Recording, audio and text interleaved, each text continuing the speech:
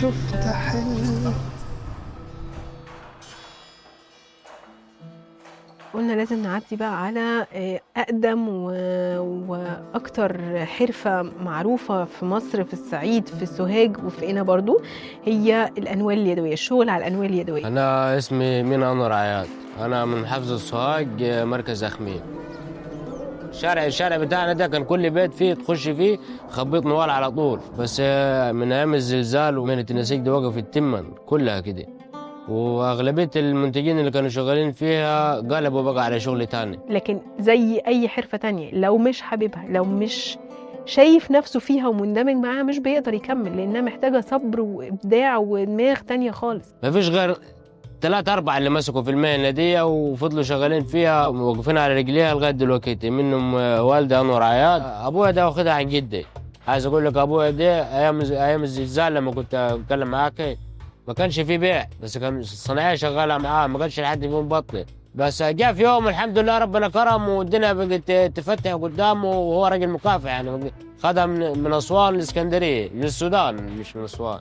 احنا مولودين تحت النول، بقول لك ابا عن جد، يعني عارفين احنا نشوف الفتله نعرفوها كان قطن ولا بلوستر من غير ما نمسكوها.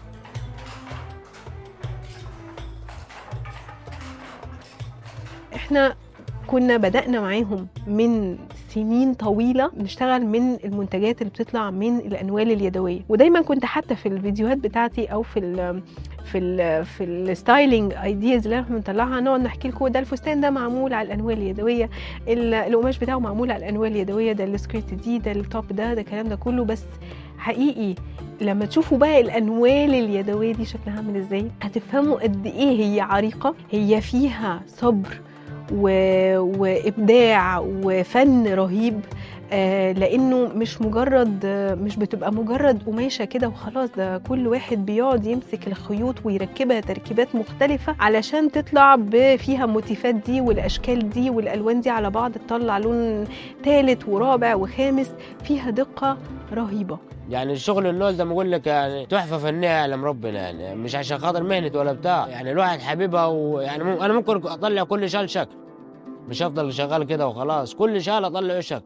الاختلاف بيبقى في اللون، في شكل القماشه بتاع، بس الاقمشه كلها قطن 100%. انما اخميم على فكره في حاجات تانية خالص، فيها الانوال اللي بيطلع منها الشيلان اللي احنا نعرفها والكوفرتات والمفروشات والحاجات دي كلها، وفيها صناعه القماشه اللي احنا كجوزي بنتعامل فيها، اللي بتطلع اشكال والوان خطيره بقمشه قد ايه ناعمه وجميله وتصلح لتفصيلات او لديزاينز ملهاش عدد. احنا بنبتكر حاجات، وفي حاجات بتجينا مثلا واحد يجيب لنا مثلا حته قماشه مثلا عينه عايز زيها مثلا، احنا ننفذها له.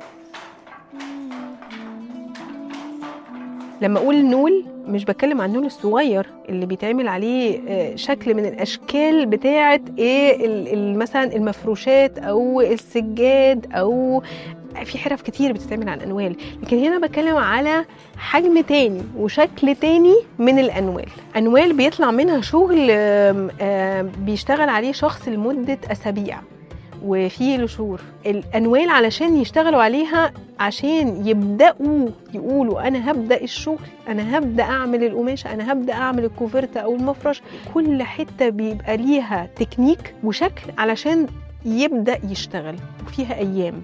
اولا زي ما قلت لك بنشوف التصميم، ثاني حاجه بنطلع النير والمشط دول، بعد كده رحنا نحسب السنتي، مثلا عايزين نشتغل عرض متر، عرض 2 متر، وندرب على السنتي بتاع المشط بس، وبعد كده بنشوف الالوان اللي احنا عايزينها نودوها على السدوه تتسدى، بعد كده يحلهم تاني يعملهم اللي هي الكوره دي، دور ورا دور ورا دور ورا دور، مش لقه واحده، يعني لازم الحاجه تخلص وبعد كده نخش في اللي بعديها وبعد كده نخش في اللي بعديه. يعني انا الكوره اقل حاجه اعمل فيها 100 شال، بيبقوا لون واحد واسطمبه واحده، فما بتبقاش الحاجه اللي طالعه دي حاجه جهد ساعه او يوم او اسبوع، لا دي جهد ايام علشان يطلع قطع اللي احنا بنشوفها ببساطه كده، مفرش او كوفرتا او قماش احنا بنستعمله.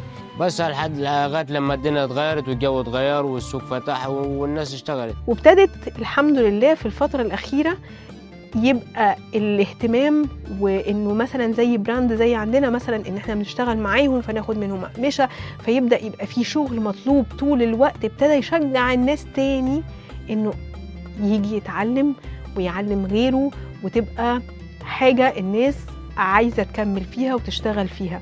ودي حاجه من الحاجات اللي احنا كنا بنشوفها وشفناها فعلا واحنا بنزورهم في سوهاج او في قنا. اللي عرف يعلم ناس يعلم مش عارف ايه، وكل واحد مسك في شغله كده وانتبه لشغله. يعني مثلا في ناس شغاله معانا، عايز اقول لك ليها 40 سنه 30 سنه شغاله معانا لغايه وقتنا هذا.